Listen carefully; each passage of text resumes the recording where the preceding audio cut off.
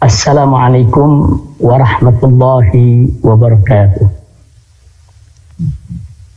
Bismillah walhamdulillah wassalatu wassalamu ala rasulillah wa ala alihi wa sahbihi wa mawala. Pertama-tama saya ingin menyampaikan terima kasih dan ungkapan rasa kebahagiaan dengan digelarnya reuni 212 pada pagi hari yang cerah ini, dan semoga segenap panitia penyelenggara, begitu juga semua narasumber, seluruh undangan akan senantiasa mendapatkan limpahan taufik dan hidayah dari Allah Subhanahu wa Ta'ala, dan semoga pertemuan kita pada pagi hari yang cerah ini, walaupun lewat virtual, webinar, daring, insya Allah tidak kurang sedikit pun keberkahan dan manfaatnya. Amin ya rabbal alamin. Dan di awal ini juga saya ingin mengajak semua untuk sama-sama kita mohon kepada Allah Subhanahu wa Ta'ala dengan tulus dan ikhlas serta penuh pengharapan agar wabah corona baik di Indonesia bahkan di seluruh dunia segera diangkat oleh Allah Subhanahu wa Ta'ala, diberikan oleh Allah Subhanahu wa Ta'ala nikmat sehat walafiat kepada seluruh umat manusia yang ada di atas muka bumi ini, karena pandemi ini menimpa semua orang. Dan kalau kita bicara tentang kemanusiaan, maka kemanusiaan adalah sesuatu yang lintas teritorial, lintas negara, lintas agama, lintas suku, lintas budaya. Nah, karena itu doa kita untuk semua, semoga wabah corona ini segera diangkat oleh Allah Subhanahu wa Ta'ala. Amin ya rabbal alamin. Dan secara khusus semoga para umara kita, para ulama kita yang terkena positif corona pada belakangan ini, semoga mereka semua disembuhkan oleh Allah Subhanahu wa Ta'ala sehingga mereka bisa menjalankan tugas sebagaimana mestinya, insya Allah. Baiklah, pada kesempatan ini agar tidak membuang waktu, karena banyak sekali para habaib, para ulama, para tokoh, para aktivis yang saat ini berkumpul baik di studio 1 maupun di studio 2, saya akan langsung saja ingin menyampaikan apa yang sepatutnya disampaikan pada pagi hari yang cerah ini. Dan saya ingin menyapa seluruh elemen bangsa, seluruh anggota masyarakat dimanapun Anda berada, dari Sabang sampai Merauke yang ada di dalam negeri ini, bahkan di luar negeri sana yang mengikuti daripada acara ini.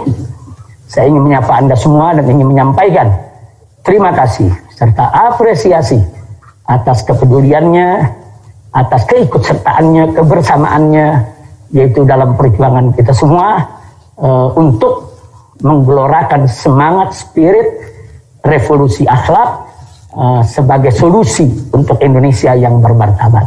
Mudah-mudahan niat baik kita ini digabulkan oleh Allah Subhanahu wa Ta'ala. Baiklah, Babe Hekal yang pagi hari ini luar biasa, tampil begitu energik, begitu semangat, begitu menarik. Terima kasih atas waktu yang diberikan, dan luar biasa panduannya. Mudah-mudahan Babe Hekal dan lainnya senantiasa dalam lindungan Allah Subhanahu wa Ta'ala. Baik ya kawan, bicara tentang reuni 212, tentu setidaknya kita akan kembali kepada kenangan di mana dulu kita pernah secara bersama-sama, yaitu melaksanakan aksi 212 pada tahun 2016. Nah, yang ingin saya ingatkan bahwa dalam aksi 212 di tahun 2016 di sana ada spirit ukhuwah, spirit persaudaraan. Nah, persaudaraan yang saya maksud di sini adalah baik itu persaudaraan dalam istilah ukhuwah basyariyah ukhuwah insaniyah, yaitu persaudaraan kemanusiaan. Karena sebagaimana yang Nabi alaihi salatu wassalam pernah mengatakan, kullukum min Adam wa Adam min turab. Kamu sekalian umat manusia ini berasal dari Nabi Adam alaihissalam, wa Adam min turab, dan Nabi Adam alaihissalam diciptakan oleh Allah subhanahu wa ta'ala dari tanah liat. Artinya kita selalu diingatkan bahwa kita umat manusia ini semuanya pada prinsipnya bersaudara secara kemanusiaan. Nah, kita bersaudara secara kemanusiaan karena memang kita semua berasal dari Nabi Adam alaihissalam. Dan Nabi ingatkan, Nabi Adam itu diciptakan Allah dari turab, dari tanah. Artinya di antara sesama umat manusia ini kita harus tanggalkan pakaian kesombongan, keangkuhan, ketakaburan. Karena kita semua berasal dari Nabi Adam yang satu, dan kita semua berasal dari tanah liat, dan kita harus menyadari bahwa kita tidak akan pernah mulia kecuali kalau kita bertakwa kepada Allah subhanahu wa ta'ala. Nah, berkenaan dengan ini ada yang menarik. Sebagaimana Allah firmankan dalam surat Al-Hujurat ayat 13. Wallahu subhanahu wa ta'ala qala, ya ayuhan nas, inna khalaqnakum min dzakarin wa untha wa ja'alnakum syu'uban wa qabaila lita'arafu. Inna akramakum indallahi atqakum, innallaha alimun khabir. Shadaqallahul azim. Dalam ayat ini yang diserukan oleh Allah bukan ya ayyuhalladzina amanu, hai orang-orang yang beriman. Tapi yang diserukan oleh Allah adalah ya ayyuhan nas, hai umat manusia. Artinya seluruh umat manusia, siapapun dia, apapun agamanya, apapun sukunya, apapun budayanya, apapun kebangsaannya, dari negara manapun mereka berasal, mereka diserukan oleh Allah subhanahu wa ta'ala, hei segenap umat manusia, inna khalaqnakum, kata Allah, sesungguhnya kami telah menciptakan kamu sekalian min dzakarin wa untha, itu dari jenis laki-laki dan jenis perempuan. Selanjutnya Allah nyatakan setelah itu, wa ja'alnakum syu'uban wa qabaila, dan kami jadikan kamu itu bersuku-suku dan berbangsa-bangsa, berpuak-puak. Nah, lalu pertanyaannya, untuk apa Allah ciptakan manusia ini dari jenis laki dan jenis perempuan, juga bersuku-suku, berpuak-puak, dan berbangsa-bangsa? Nah, sebelum kita ajukan pertanyaan ini, Allah sudah jawab dalam ayat yang sama, di mana Allah nyatakan, lita'arafu, untuk kamu sekalian saling mengenal. Subhanallah. Jadi kita diciptakan oleh Allah subhanahu wa ta'ala sebagai umat manusia dengan aneka ragam latar belakang, perbedaan yang ada di antara kita. Lita'arafu, untuk kamu ini saling kenal. Nah, ada pepatah mengatakan tak kenal maka tak sayang. Nah, jadi kenapa di ayat ini yang dikedepankan adalah untuk kamu saling kenal. Jadi nggak disebut soal saling sayangnya, saling bersatunya, saling bekerja samanya, tidak. Saling kenal dulu. Karena saling kenal itu pintu gerbang, itu kunci. Kalau sudah saling kenal, maka satu sama lainnya saling mengetahui. Kalau sudah saling mengetahui, maka akan mudah untuk membangun saling menghargai. Kalau sudah saling menghargai dan saling menghormati, maka itu merupakan modal utama untuk saling cinta dan saling sayang. Nah, kalau sudah ada saling cinta dan saling sayang, tentu akan lebih mudah lagi kita untuk saling berbagi, saling bekerja sama, saling bergotong royong, saling bahu-membahu. Nah, itulah rahasianya kenapa dalam ayat ini yang dinyatakan oleh Allah, lita'arafu, untuk kamu saling mengenal. Nah, ini yang ingin saya garis bawahi.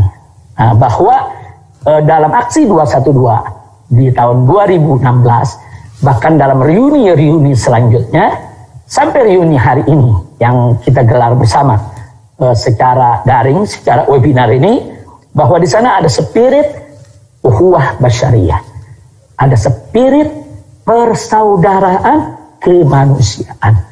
Makanya saya selalu ingatkan kepada seluruh umat Islam, seluruh elemen bangsa, ingat, Kalau kita bicara kemanusiaan, maka kita jangan bicara soal suku, budaya, agama, golongan, partai, kelompok, lupakan itu semua.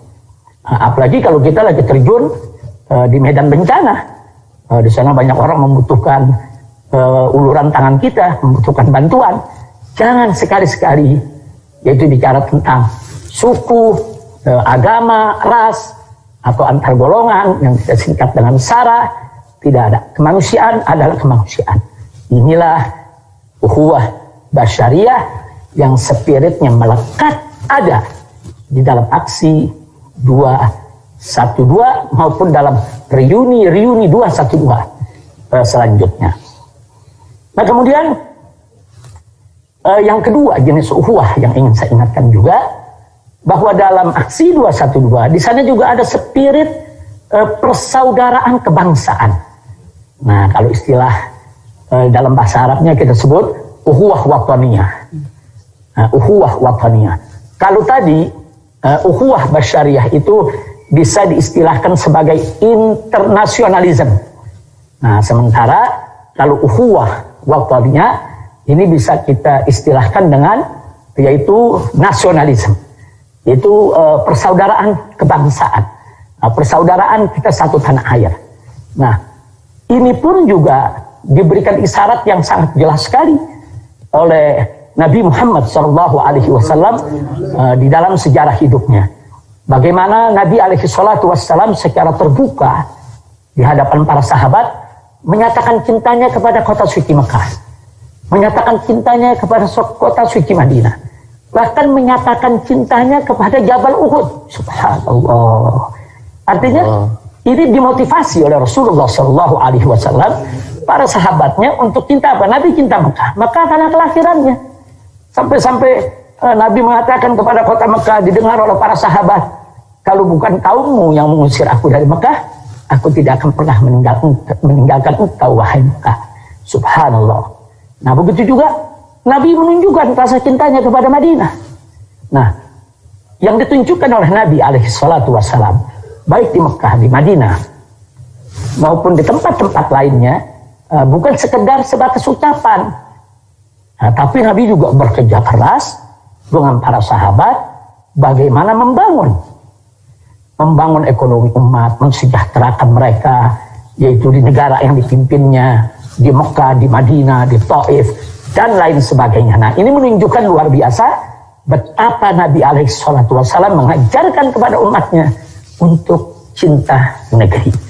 Ya, adapun sebuah makalah hubbul watan minal iman, itu bukan hadis, tapi sebagai kata hikmah untuk memberi motivasi agar kita cinta kepada negeri, ya sah-sah saja, bagus-bagus saja untuk digunakan. Tapi kita garis bawahi bahwa itu bukan hadis Nabi.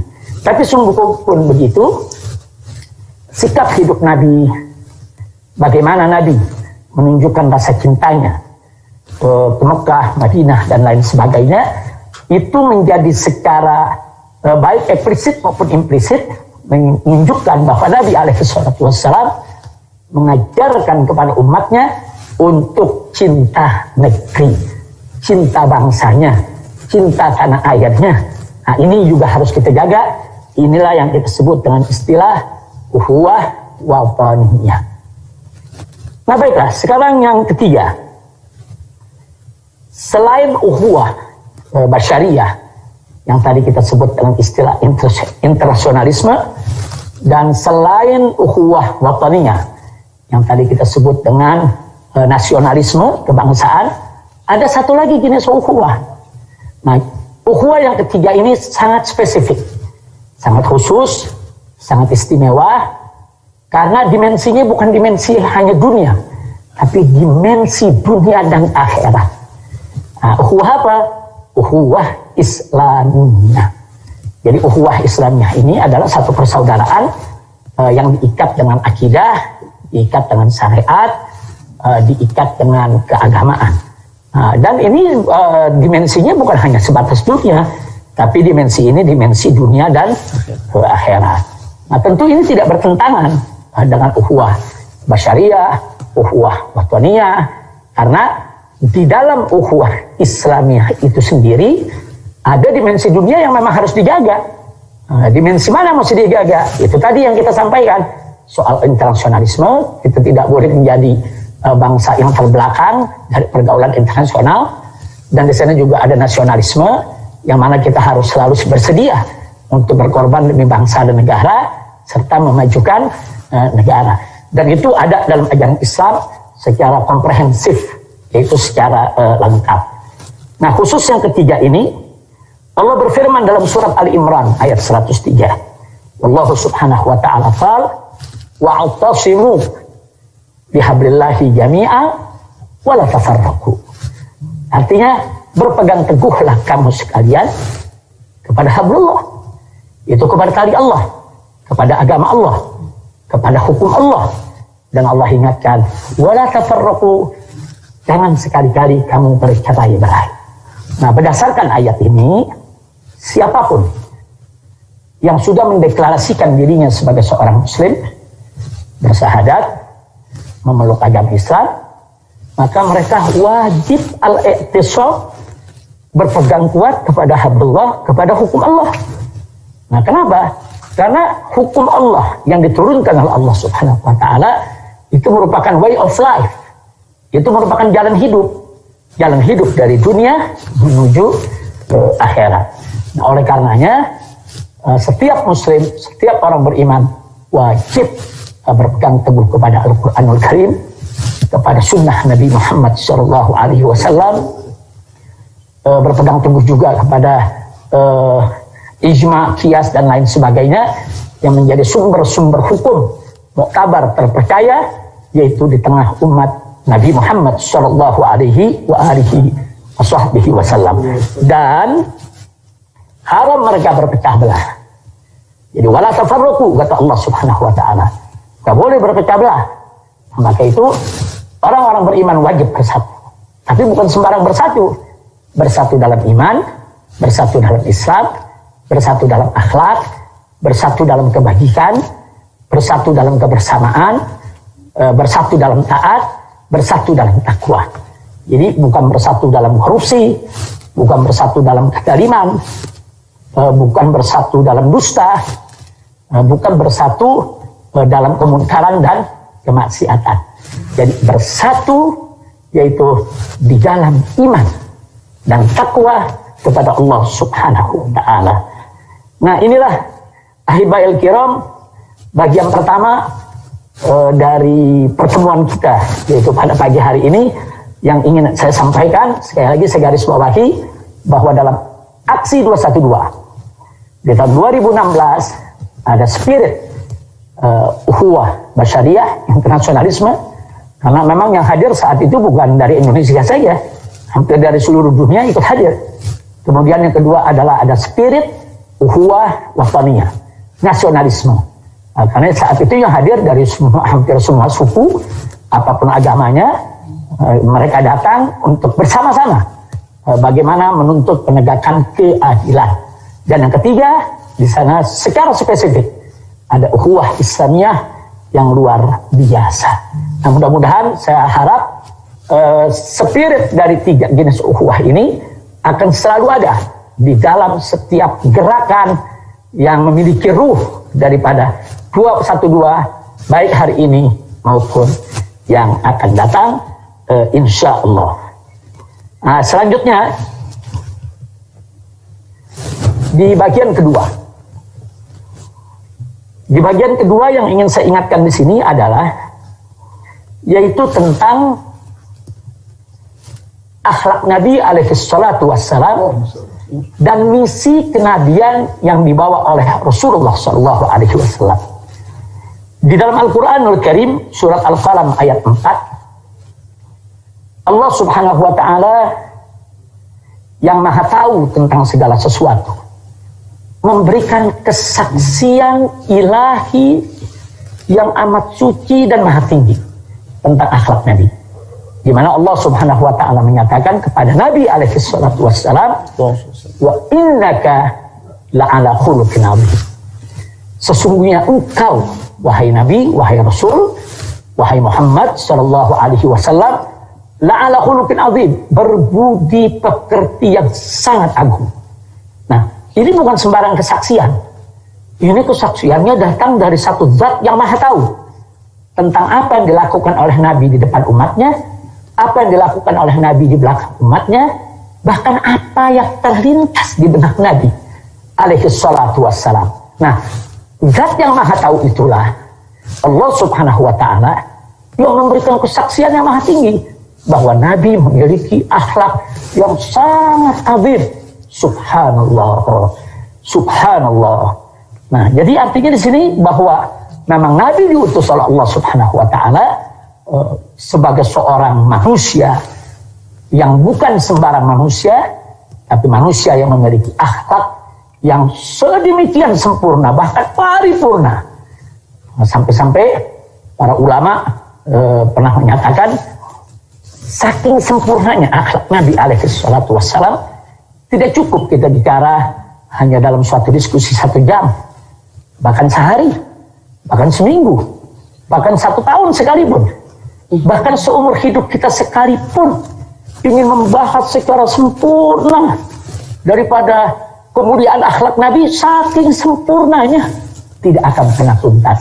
Jadi ini betul-betul samudra akhlak, samudra akhlak, lautan akhlak yang begitu luas yang dibawa oleh Nabi alaihi salatu wassalam. Nah, oleh karenanya yang ingin saya garis bawahi, Nabi yang diciptakan oleh Allah dengan akhlak yang begitu sempurna itu sudah sangat tepat sesuai dengan misi kenabian yang dibawa oleh beliau.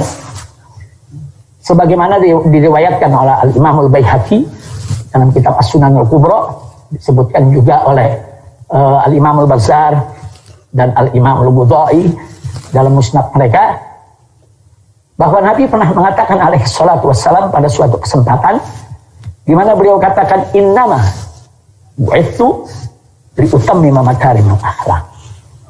Sesungguhnya aku ini diutus hanya, innama dalam bahasa Arab itu lil hasr, ada min adawatil hasr, biasa digunakan untuk pembatasan. Jadi artinya bukan sekadar sesungguhnya, tapi juga sesungguhnya hanya, ada penekanan, ada pembatasan. Jadi innama bu'ithu liutammima makarimul akhlak, sesungguhnya aku ini diutus hanya untuk menyempurnakan kemuliaan akhlak. Subhanallah. Ini satu misi kenabian yang luar biasa, misi penyempurnaan akhlak. Subhanallah, subhanallah. Jadi berdasarkan hadis ini, apapun yang diajarkan oleh Nabi alaihi salatu wassalam kepada umatnya, baik itu yang berkenaan dengan ibadat ataupun juga yang berkenaan dengan muamalat, itu semua tujuannya adalah untuk penyempurnaan akhlak. Nah, dengan kata lain, kenapa kita sholat 5 waktu sehari semalam? Supaya akhlak kita mulia. Kenapa kita puasa setiap bulan Ramadan? Supaya akhlak kita mulia. Kenapa kita mesti bayar zakat? Diberikan kepada yang berhak, supaya akhlak kita mulia. Nah, kenapa kita tidak boleh berzina, menenggak minuman keras, tidak boleh berjudi, tidak boleh menipu, tidak boleh korupsi, dan lain sebagainya dari sejenis kemungkaran? Supaya akhlak kita mulia. Subhanallah. Jadi memang Islam ini agama akhlak, karena misi kenabiannya adalah penyempurnaan akhlak. Dan Nabi yang membawa misi untuk penyempurnaan akhlak tadi ternyata manusia yang akhlaknya sangat agung. Nah, inilah sekedar kita perlu mengenal tentang misi akhlak yang dibawa oleh Nabi alaihi salatu wassalam. Makanya kalau kita harus jujur, dan memang wajib jujur, kalau kita ingin katakan sekarang tentang revolusi akhlak, sebetulnya bapak revolusi akhlak dunia, bapak revolusi akhlak dunia tidak lain dan tidak bukan Nabi Muhammad sallallahu alaihi wasallam.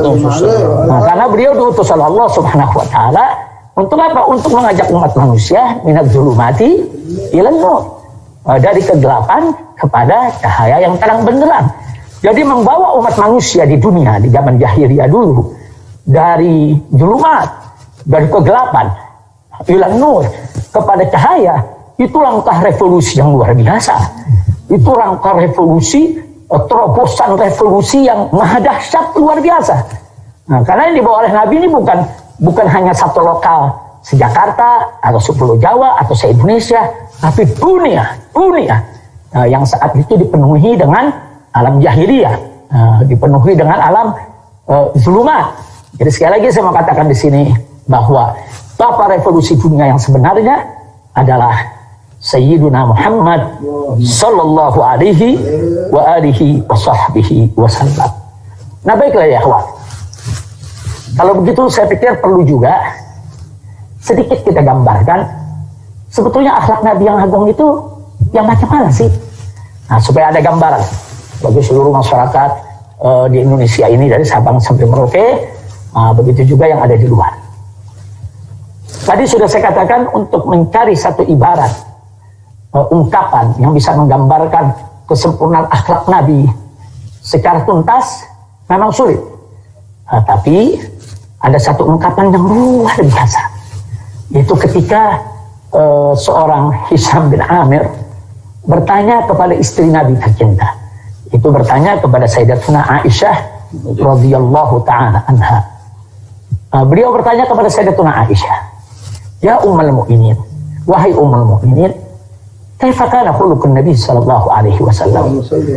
Sebetulnya bagaimana sih akhlak Nabi? Satu pertanyaan yang sederhana tapi mendalam. Satu pertanyaan yang kelihatannya sangat-sangat sederhana, simpel.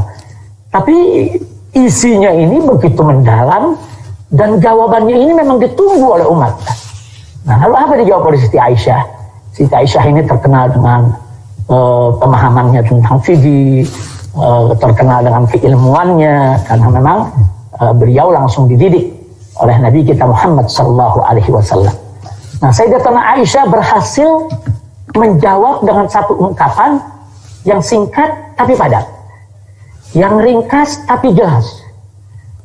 Jadi jawabannya sederhana tapi komprehensif. Subhanallah. Apa dijawab oleh Sayyidatuna Aisyah radhiyallahu taala anha? Beliau menjawab, kana khuluquhul Quran. Jadi akhlak Nabi itu adalah Al-Quran. Itu aja dijawab oleh Siti Aisyah. Subhanallah, walhamdulillah, wala ilaha illallah, wallahu akbar. Betapa cerdasnya Sayyidatuna Aisyah radhiyallahu taala anha di dalam memilih kata. Nah, sekarang jawaban ini kita katakan maha dahsyat. Kenapa? Karena dengan ungkapan yang begitu singkat tadi, Sayyidatuna Aisyah radhiyallahu taala anha menginformasikan kepada kita bahwa akhlak Nabi itu sebenarnya adalah implementasi daripada isi kandungan Al-Quran. Jadi akhlak Nabi itu adalah penjabaran, pengejawantahan, pengamalan, pewujudan dari isi kandungan Al-Quran. Kemana Al-Quran itu membimbing, kesanalah Nabi kita beramal. Bagaimana Al-Quran itu menuntun, begitulah akhlak Nabi alaihi salatu wassalam. Subhanallah. Jadi siapa yang mau tahu akhlak Nabi, ya baca Al-Quran.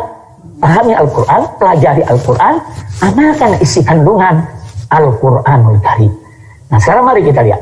Al-Quranul Karim mewajibkan sholat, puasa, zakat, dan aneka ragam kewajiban. Nah, demi Allah, tidak ada satupun kewajiban yang ditinggalkan oleh Nabi alaihi salatu wassalam. Subhanallah. Al-Quranul Karim mengharamkan aneka ragam kemungkaran, aneka ragam kemaksiatan. Subhanallah, demi Allah, jangankan Nabi berbuat maksiat seumur hidupnya, terlintas di benaknya untuk berbuat maksiat tidak pernah terjadi pada diri Nabi kita alaihi salatu wassalam. Subhanallah. Jadi jawaban Siti Aisyah ini begitu luar biasa, menunjukkan kecerdasan beliau yang begitu tinggi, dan sekaligus beliau berhasil sukses memilih satu ungkapan yang cukup secara umum mewakili kita semua umat Islam dalam upaya mengetahui bagaimana kesempurnaan akhlak Nabi alaihi salatu wassalam. Nah, karena itu saya ingin mengajak semua, siapa yang ingin tahu akhlak Nabi, berpegang teguhlah kepada Al-Quran dan As-Sunnah. Melalui Al-Quranul Karim, bagaimana tuntunannya, itulah akhlak Nabi. Nah, lalu bagaimana pengajuan tahannya dalam ibadat, muamalat sehari-hari? Kita buka hadis Nabi alaihi salatu wassalam, karena hadis itu adalah penjelas daripada isi kandungan Al-Quranul Karim. Nah, itu yang ingin saya ingatkan. Pertama, berkenaan dengan persoalan akhlak Nabi dan misi kenabian. Itu bagian kedua yang ingin saya ingatkan dalam kesempatan ini. Jadi tadi bagian pertama adalah bagaimana aksi 212 ada spirit uhuwah syariah, uhuwah wataniyah, uhuwah islamiyah. Di bagian kedua yaitu tentang akhlak Nabi Shallallahu Alaihi Wasallam dan misi kenabian. Nah, sekarang kita masuk ke bagian ketiga. Bagian ketiga, saya ingin ingatkan ya, di bagian ketiga ini bahwa spirit akhlak yang diajarkan oleh Nabi alaihi salatu wassalam, ternyata ini yang harus kita syukuri. Ternyata spirit akhlak itu masuk ke dalam sendi-sendi dasar negara Republik Indonesia yang kita kenal dengan nama Pancasila. Nah, ternyata Pancasila itu kalau kita pelajari dari sila pertama sampai sila yang kelima, isinya itu justru merupakan spirit akhlak. Nah, kita lihat spirit akhlak yang pertama bicara tentang sila pertama, ketuhanan yang Maha Esa. Nah, ketuhanan yang Maha Esa ini kan memberikan satu motivasi pada seluruh bangsa Indonesia bagaimana dalam melaksanakan kehidupan berbangsa dan bernegara wajib menjunjung tinggi norma-norma luhur ketuhanan yang Maha Esa. Nah, ini spirit akhlak yang luar biasa. Jadi artinya dalam Pancasila itu sendiri sebetulnya spirit akhlak sudah ada. Nah, begitu juga sila kedua. Kalau kita lihat sila kedua, kemanusiaan yang adil dan beradab. Ini bicara tentang kemanusiaan, adil, adab. Ini nilai akhlak yang luar biasa tingginya, yang selama ini memang wajib kita junjung tinggi. Jadi dari sila kedua tadi ada nilai akhlak yang luar biasa untuk bangsa Indonesia. Sehingga setiap bangsa Indonesia dalam kehidupan berbangsa dan bernegara, dari mulai pejabat sampai rakyat, dari mulai kiai sampai santri, seluruh elemen masyarakat harus menjunjung tinggi nilai-nilai kemanusiaan, harus menjunjung tinggi nilai-nilai keadilan, harus menjunjung tinggi nilai-nilai adab. Nilai kemanusiaan itu apa? Akhlak. Nilai keadilan itu apa? Akhlak. Nilai adab itu apa? Akhlak. Subhanallah, subhanallah. Makanya tidak salah kalau selama ini selalu kita gaungkan bahwa Pancasila itu adalah warisan ulama. Jadi jangan dibentur-benturkan Pancasila dengan ajaran Islam. Bahkan Pancasila itu menjadi satu konsensus nasional antara para founding father, pendiri bangsa Indonesia dari semua agama. Nah, jadi pada saat perumusan Pancasila itu ada dari kelompok Islamnya, ada dari kelompok nasionalisnya, ada dari kelompok non-muslimnya, lengkap. Nah, saya pikir ini satu konsensus nasional yang berdiri atas dasar akhlak yang mulia. Nah, ini yang saya mau katakan. Yang ketiga. Nah, kalau yang ketiga kita bicara tentang persatuan Indonesia. Persatuan itu kan nilai akhlak. Hanya orang yang berakhlak yang mau bersatu. Nah, mereka yang ingin memecah belah bangsa, mereka yang ingin menghancurkan persatuan adalah mereka orang-orang yang tidak berakhlak. Jadi spirit akhlak itu sudah masuk, yaitu di dalam dasar negara Republik Indonesia. Subhanallah. Nah, sekarang yang keempat, kita perhatikan di sini, kerakyatan yang dipimpin oleh hikmat, kebijaksanaan dalam permusyawaratan perwakilan. Subhanallah. Itu kata kerakyatan yang dipimpin. Itu kan menunjukkan bagaimana rakyat dituntun. Nah, untuk apa? Untuk tunduk patuh kepada pimpinan. Ini akhlak. Ini akhlak. Nah, kemudian kerakyatan dipimpin ini juga, kerakyatan yang dipimpin oleh hikmat kebijaksanaan. Kalau tadi rakyatnya dituntut untuk patuh taat kepada pemimpin sebagai satu bentuk akhlak yang mulia, pemimpinnya juga dituntut. Nah, dituntut apa? Hikmat bijaksana. Jadi akhlak itu adalah bagaimana seorang pemimpin memimpin dengan hikmat dan bijaksana. Kalau dia tidak hikmat, dia tidak bijak, maka dia tidak punya spirit akhlak. Nah, kemudian nggak sampai di situ. Kerakyatan yang dipimpin oleh hikmat dalam kebijaksanaan, permusyawaratan perwakilan. Subhanallah. Itu kata permusyawaratan. musyawarah mufakat itu salah satu inti ajaran Islam dalam bermuamalah, dalam kehidupan berbangsa dan bernegara. Nah, musyawarah mufakat itu justru salah satu intisari akhlak. Jadi siapa yang ingin menjadi pemimpin? Apakah itu pemimpin rumah tangga, pemimpin masyarakat, pemimpin bangsa, pemimpin negara, dia harus menjunjung tinggi musyawarah mufakat. Dan ternyata musyawarah mufakat itu merupakan ciri sekaligus jati diri bangsa Indonesia yang pernah dibangun oleh para founding father kita. Subhanallah. Jadi nilai akhlak, spirit akhlak itu memenuhi ruang-ruang Pancasila. Subhanallah. Jadi sudah tidak betul kalau ada yang ingin mengadu-ngadu agama dengan Pancasila. Nah, jadi kalau siapapun yang ingin mengadu agama dengan Pancasila, mereka tidak berakhlak. Karena Pancasila itu sendiri terbangun, terdiri, lahir lewat spirit akhlak. Yang kelima, keadilan sosial bagi seluruh rakyat Indonesia. Keadilan sosial. Kalau sudah bicara nilai keadilan, itu akhlak. Apalagi tujuannya mensejahterakan bangsa Indonesia, itu akhlak. Jadi bukan memiskinkan. Kalau memiskinkan dan memelaratkan bangsa Indonesia, itu tidak berakhlak. Nah, kesimpulan yang saya mau sampaikan di sini adalah ternyata spirit akhlak mulia itu sudah ada, dituangkan oleh para founding father, para pendiri bangsa Indonesia. Alhamdulillahirabbil alamin. Nah, di sini saya ingatkan bahwa Pancasila bukan sekedar pilar negara, bukan.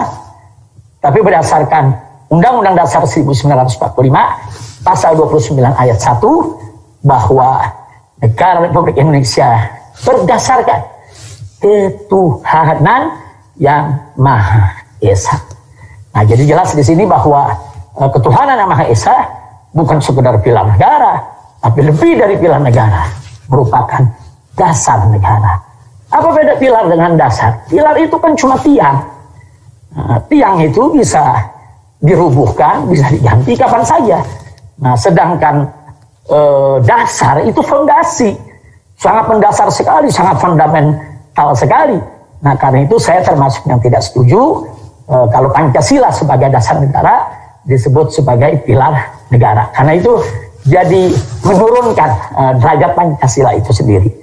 Alhamdulillah, kembali ke soal akhlak. Yang penting satu kabar gembira buat kita semua, bahwa nilai-nilai akhlak, spirit akhlak, ruh akhlak ada dalam konstitusi negara Republik Indonesia. Baik landasan ideal Pancasila maupun landasan konstitusional Undang-Undang Dasar 1945. Baiklah, sekarang akhirnya sampai ke bagian keempat yang ingin saya sampaikan pada pertemuan kali ini. Nah, bagian yang keempat, setelah tadi kita bicara tentang bagaimana spirit ukhuwah, persaudaraan, persatuan ada dalam aksi 212 sejak tahun 2016. Kemudian bagaimana tadi kita juga sudah bicara tentang akhlak Nabi dan misi kenabian yang dibawa oleh beliau untuk penyempurnaan akhlak. Kemudian kita lanjut dengan spirit akhlak dalam Pancasila itu sendiri. Nah, sekarang kita masuk kepada hal yang tidak kalah pentingnya, yaitu tentang revolusi akhlak. Jadi kalau sekarang kita sedang dalam revolusi akhlak. Nah, akhlak yang dimaksud akhlak kemana? Akhlak yang tadi sudah kita bahas dari awal sampai barusan. Nah, ini semua merupakan bagian daripada revolusi akhlak. Nah, sehingga di sini saya hanya ingin memberikan satu kesimpulan singkat saja, bahwa revolusi akhlak ini memiliki level. Nah, jadi ada levelnya. Nah, level yang pertama adalah level individu. Artinya, kalau kita bicara revolusi akhlak di tataran level individu, maka bagaimana caranya rakyat dan bangsa Indonesia ini, semua elemen bangsa, kita ajak secara bersama-sama melakukan perubahan secara cepat. Secara cepat dari sifat-sifat khianat kepada amanah, pembohong kepada jujur, koruptif menjadi non-koruptif, suka maksiat menjadi meninggalkan maksiat. Nah, ini harus masuk di seluruh yaitu elemen masyarakat. Nah, melalui apa? Melalui dakwah, melalui ajakan, melalui seruan, melalui nasihat, melalui diskusi-diskusi, melalui tulisan-tulisan, melalui rekaman-rekaman. Kita ajak semua dengan dakwah.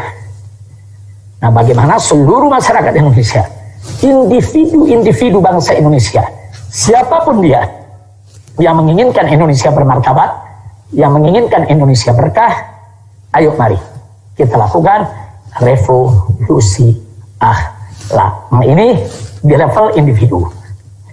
Nah, sekarang yang kedua di level sistem. Tentu ada level individu, ada level sistem. Nah, di level sistem ini kita harus melakukan revolusi akhlak dari sistem berbasis materialisme, sekularisme, ke sistem berbasis tauhid sesuai sila ke-1 Pancasila, yaitu ketuhanan yang Maha Esa. Ini kan dasar negara. Nah, ini dasar negara kita. Maka itu tidak layak dalam level sistem ini kita mengambil sistem di luar daripada ketuhanan yang Maha Esa. Nah, maka itu revolusi akhlak di level sistem. Bagaimana caranya kita secara bersama-sama menggandeng seluruh elemen bangsa tanpa pengecualian, kita hijrah dari sistem berbasis materialisme, sekularisme ke sistem berbasis tauhid, yaitu berbasis kepada sila pertama Pancasila, ketuhanan yang Maha Esa. Nah, itu yang pertama. Yang kedua, bagaimana revolusi akhlak dalam level sistem ini kita juga harus serius, fokus. Nah, yaitu melakukan suatu gerakan perubahan secepatnya, tidak bisa ditunda-tunda lagi, karena ini sudah merupakan satu kedaruratan dari penegakan hukum yang tidak beradab, penuh rekayasa dan penyiksaan, serta tajam ke pihak yang kritis, tumpul kepada buzzer pendukung kepada sistem hukum, dan penegakan hukum yang berdasar kemanusiaan yang adil dan beradab sesuai amanat sila kedua. Nah, jadi artinya penegakan hukum yang adil. Nah, jadi tidak ada satupun orang yang kebal hukum di negeri kita. Jadi semua harus diperlakukan dengan adil. Siapa bersalah, siapa melanggar hukum, diproses secara hukum. Jadi jangan ada penegakan hukum itu ibarat pisau yang tajam ke bawah, tumpul ke atas. Gak boleh. Karena diskriminasi hukum itu sangat berbahaya sekali. Yaitu bagi keberlangsungan bangsa Indonesia. Nah, jadi sekali lagi, ayo kita hijrah. Bagaimana penegakan hukum dari yang tidak beradab menjadi yang berkeadilan. Nah, jadi sesuai dengan amanat sila kedua dalam Pancasila, kemanusiaan yang adil dan beradab. Kemanusiaan yang adil. Kemanusiaan yang adil dan beradab itu harus menjadi dasar dalam penegakan hukum di negara Indonesia yang sudah dinyatakan oleh Undang-Undang Dasar 1945 sebagai negara hukum. Ingat, Indonesia adalah negara hukum, bukan negara kekuasaan. Nah, kemudian yang ketiga. Yang ketiga, dalam level sistem ini, revolusi akhlak, kita juga harus bergerak secara cepat. Nah, perubahan yang tidak boleh ditunda lagi. Satu revolusi, satu perubahan yang cepat tapi dinamis, cepat dan nggak boleh ditunda, yaitu dari politik belah bambu dan adu domba kepada politik persatuan Indonesia. Nah, sesuai amanat sila ketiga dalam Pancasila, yaitu persatuan Indonesia. Jadi nggak boleh ada lagi politik adu domba. Oh, ini golongan saya, ini golongan Anda. Oh, ini golongan kritis, kami tidak sukai. Oh, ini golongan asal Bapak senang. Oh, ini kami sukai. Nggak bisa. Oh, yang ini diangkat, yang ini ditendang, yang ini dirangkul, yang ini dipukul. Tidak boleh. Karena dalam satu sistem kepemimpinan, seorang pemimpin yang memiliki leadership yang kuat, dia harus ada di atas semua. Semua agama, semua golongan, semua suku, semua ras. Dia tidak boleh hanya menjadi milik satu golongan saja, satu kelompok saja. Maka dia akan terdil. Dan itu berbahaya, bisa mengantarkan kepada perpecahan. Nah, itu yang kita ingin ingatkan. Ini perlu revolusi, semua ini perlu revolusi. Jadi ini sudah menjadi rahasia umum di mana-mana. Kita bisa lihat penegakan hukum yang tidak adil, adu domba, pecah belah, dan ini harus dihentikan karena ini merupakan sumber kegaduhan. Nah, yang keempat adalah bagaimana kita juga perlu punya itikat baik, keseriusan dan kerja keras. Juga dibutuhkan kecepatan, itu di dalam bertindak, itu yang disebut sebagai revolusi, yaitu kita hijrah dari sistem politik liberal ke sistem politik musyawarah mufakat, sistem politik perwakilan. Nah, sesuai amanat sila keempat dalam Pancasila, kerakyatan yang dipimpin oleh hikmat kebijaksanaan dalam permusyawaratan perwakilan. Ini kan sistem politik kita.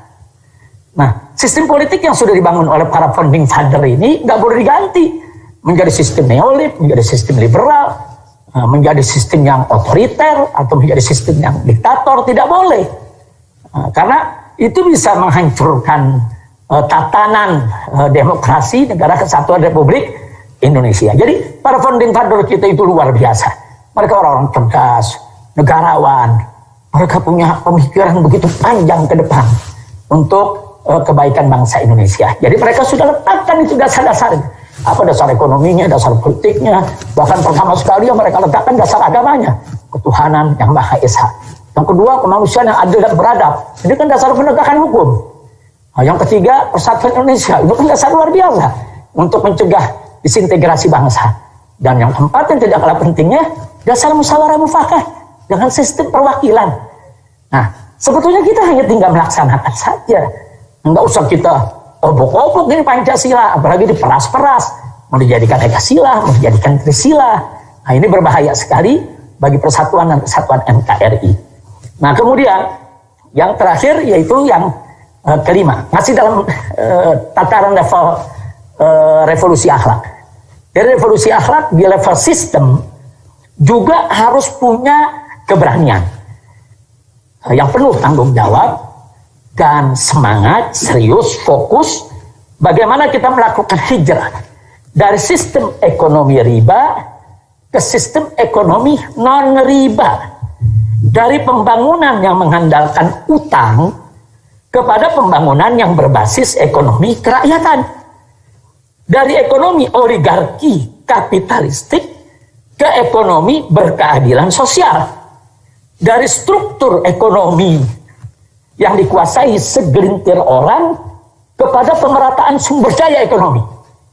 Nah, dari ekonomi tidak berkeadilan kepada ekonomi berkeadilan sosial.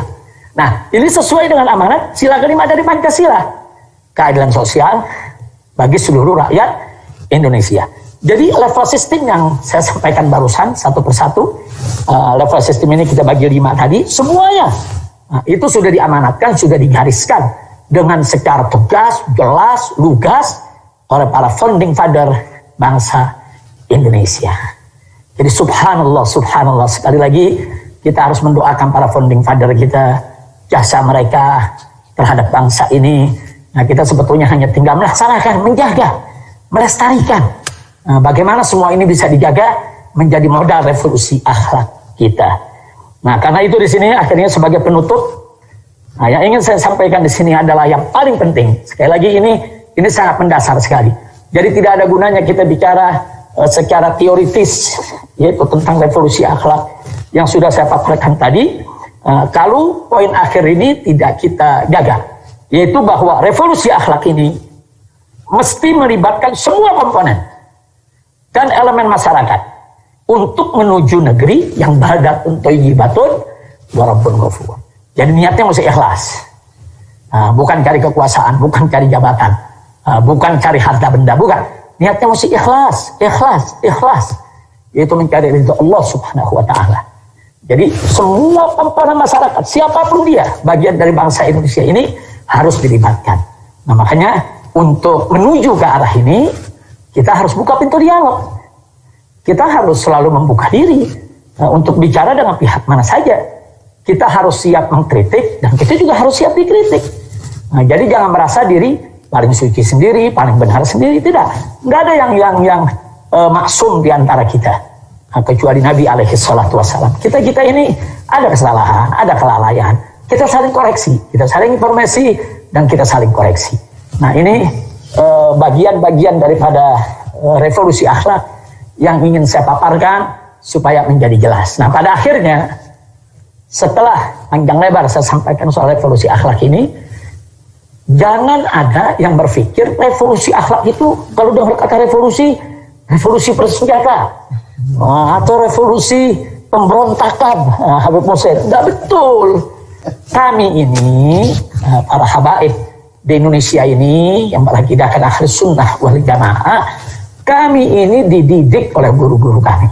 Kami dididik dengan manhaj Ahlus Sunnah wal Jamaah. Kami tidak boleh melakukan pemberontakan terhadap pemerintahan yang sah. Nah, nggak boleh. Kalau sudah dinyatakan sah, diterima oleh masyarakat, suka atau tidak suka, adil atau tidak adil, ya kita tetap harus mengakui ini pemerintahan. Tapi kita harus bersikap objektif. Apa-apa kebijakan yang dikeluarkannya yang bagus, yang baik, harus kita apresiasi. Kita terima, kita jalankan bersama. Nah, adapun kebijakan-kebijakan yang tidak populer, kebijakan-kebijakan yang membahayakan keselamatan bangsa dan negara, kebijakan-kebijakan yang menindas rakyat, ya wajib kita kritisi. Nah, mengkritik pemerintahan yang sah itu bukan makar. Mengkritik pemerintahan yang sah, itu bukan pemberontakan. Nah, ini yang perlu saya jelaskan. Jadi nggak betul. Jadi nggak ada itu niatan. Kita ini Ahlus Sunnah wal Jamaah. Kita di negeri Indonesia ini saat ini merupakan darul dakwah, negeri dakwah. Nah, di mana kita wajib berdakwah, mengajak orang sebanyak-banyaknya untuk berbuat baik, termasuk para penguasa, termasuk para pemerintah. Ayo kita berbuat baik. Ayo kita berbuat baik. Nah, kalau ada kemungkaran yang dilakukan oleh penguasa, ya kita hisbah, amar ma'ruf, nahi munkar. Dari mulai cara yang minimal sampai cara yang maksimal. Tapi tetap tidak boleh kita melakukan pemberontakan. Kecuali dalam konteks kalau para habaib, para ulama, para kiai, umat Islam dibantai, terjadi genosid, terjadi pembunuhan. Nah itu dalam konteks bela diri. Dalam hukum agama maupun hukum internasional itu dibenarkan. Nah semoga itu tidak terjadi di negara kesatuan Republik Indonesia. Jadi sekali lagi yang kita ingin ingatkan di sini, revolusi akhlak jangan digambarkan sebagai revolusi berdarah-darah, revolusi makar, revolusi pemberontakan, revolusi bugot, revolusi menjatuhkan pemerintahan yang sah. Tidak begitu. Atau disebut khawarij. Enggak begitu. Kita harus sunnah wal jamaah. Kita selalu membuka diri untuk dialog, rekonsiliasi. Ayo sama-sama kita duduk, kita saling kritik, kita saling memperbaiki.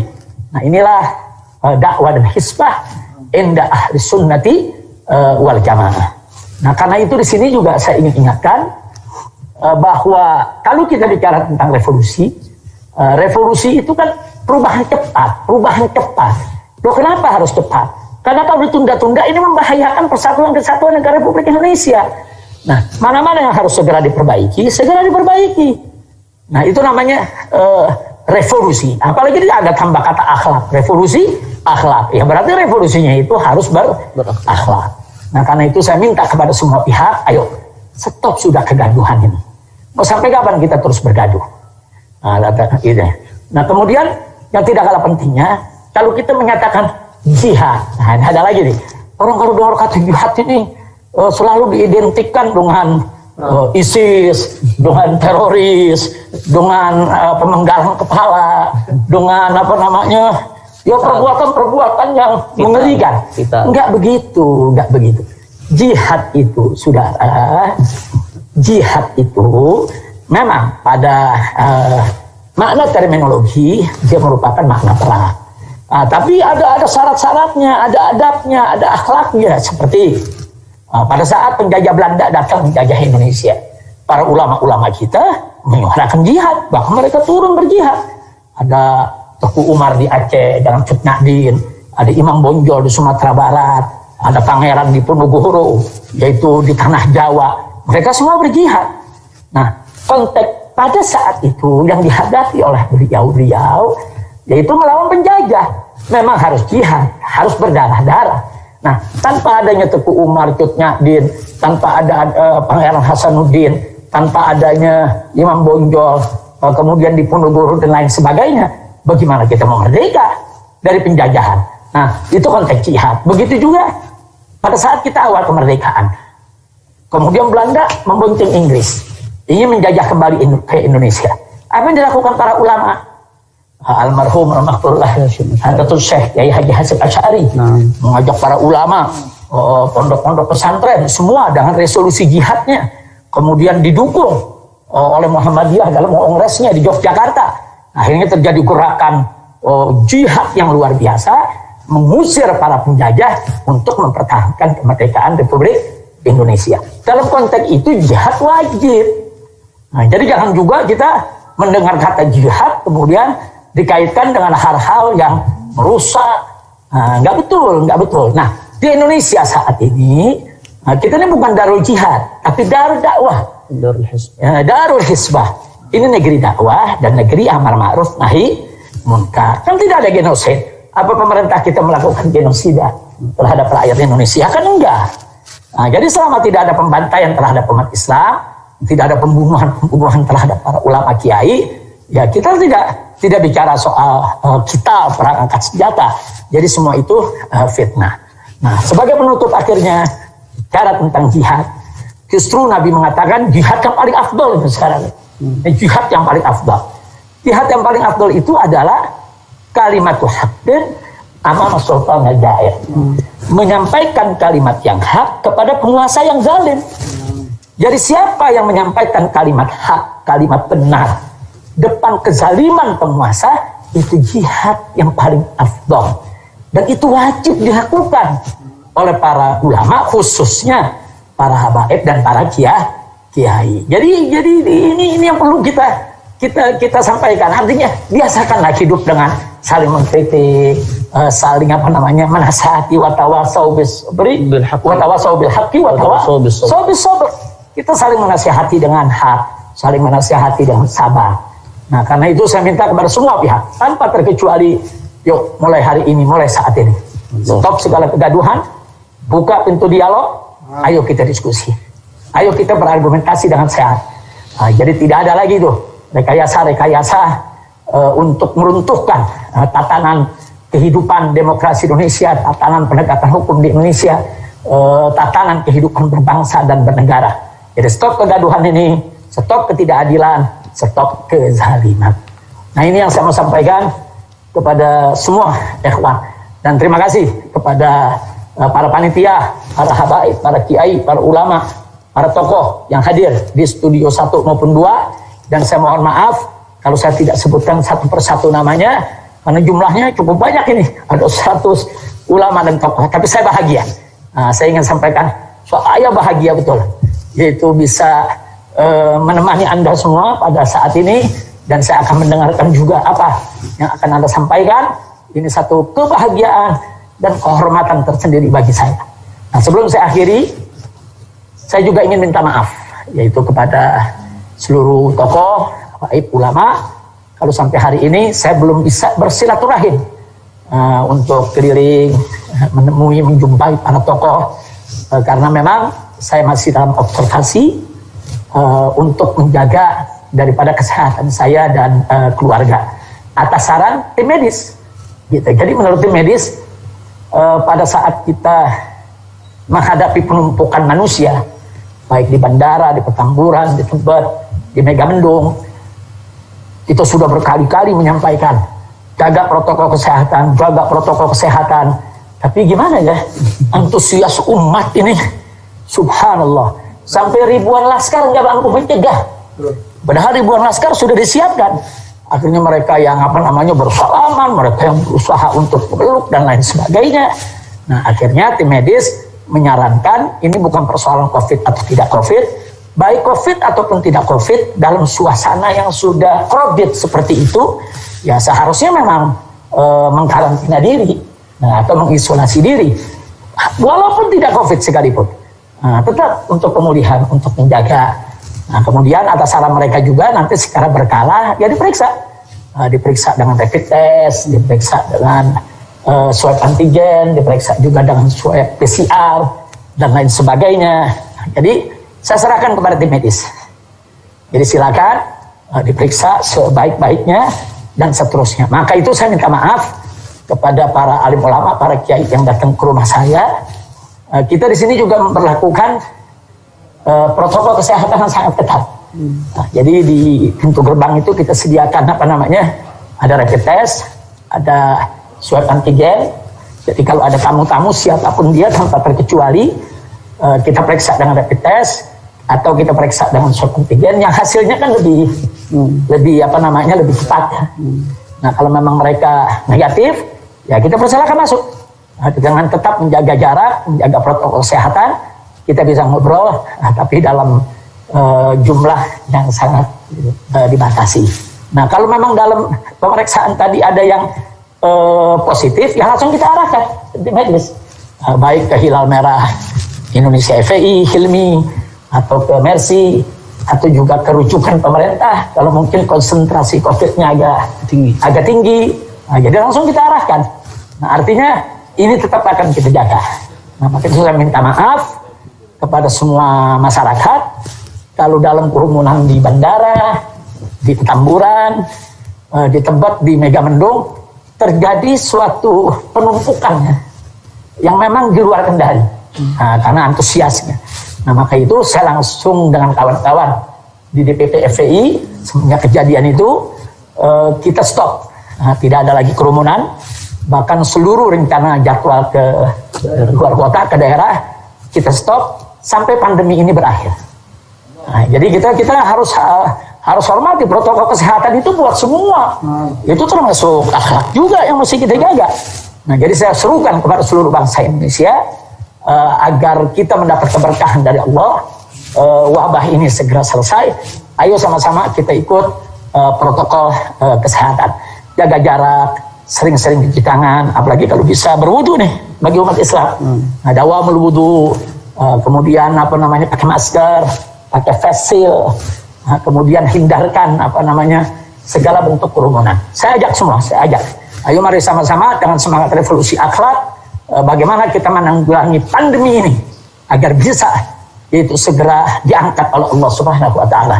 Tapi tentunya yang paling penting bagaimana wabah ini diangkat. Ya tingkatkan iman takwa kita kepada Allah. Banyak istighfar. Nah, bisa jadi wabah yang terjadi ini kan peringatan dari Allah. Nah, karena itu kita taubat, kita kembali ke jalan Allah, tubu ilallahi taubatan nasuha.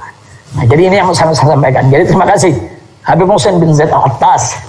Itu di samping saya, beliau adalah Imam FPI DKI Jakarta yang luar biasa, punya semangat yaitu untuk revolusi akhlak yang begitu tinggi. Anak menantu saya Habib Muhammad Hanif Al-Attas yang telah setia dari awal saya pulang sampai sekarang, selalu menemani, dan beliau selalu mengingatkan saya soal protokol kesehatan ini. Kadang-kadang gitu nih orang tua suka lupa lala, ada anak muda yang ngingetin. Nah, terima kasih banyak semua, terima kasih banyak.